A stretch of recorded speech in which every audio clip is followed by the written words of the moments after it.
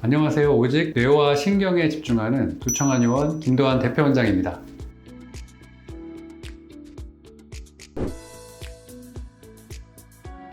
말초신경병증의 주된 원인은 제일 많이 알려진 게 당뇨병이 있고요. 당뇨가 있다고 해서 무조건 말초신경병증까지 가는 건 아니고, 당뇨가 관리가 안 된 채로 장기간 뭔가 지속이 되거나 했을 때 말단 부위로 가는 혈액순환에 문제가 생겨서 그런 말초신경병증이 생길 수가 있고요. 두 번째는 약물 부작용들이 있습니다. 예를 들어서 항암치료, 항암제가 많이 세잖아요. 몸에 되게 독한 화학 물질들로 이루어져 있는데 이런 항암제를 먹게 되면 이런 항암제의 독성 물질들이 신경을 공격을 해서 이제 말초신경에 문제가 생기는 경우들이 있어요. 이렇게 항암제라든지 또 좀 센 약들이 있어요. 폐결핵 약이라든지 좀 강한 약들을 드시고 나서 말초신경이 손상되면서 말초신경병증이 오시는 분들이 있고, 또 외상이 있겠죠. 화상을 입는다거나 아니면 칼에 베인다거나 이런 외상으로 인해서 신경에 어떤 물리적인 손상이 왔을 때, 이때도 말초신경병증이 생길 수가 있고요. 또 이제 사람들이 잘 모르는 부분이긴 하지만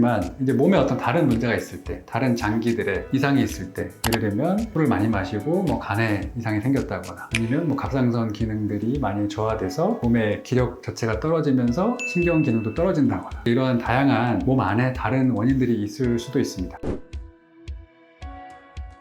네, 의외로 말초신경병증이 다른 병들도 마찬가지지만 원인이 뚜렷하지 않은 경우들이 많아요. 당뇨가 없는데도 말초신경병증이 오는 경우도 있고, 당뇨가 있더라도 잘 관리가 되고 있는데 어느 날 갑자기 말초신경병증이 생길 수도 있고, 아까 말한 그런 항암치료 받는 것도 아니고 예전에 독한 약을 쓴 적도 없고 화상을 입거나 다친 적도 없는데 말초신경병증이 생기는 경우도 있고, 이런 것들을 이제 특별성 말초신경병증이라고 표현을 하는데, 이런 경우들이 의외로 되게 많습니다.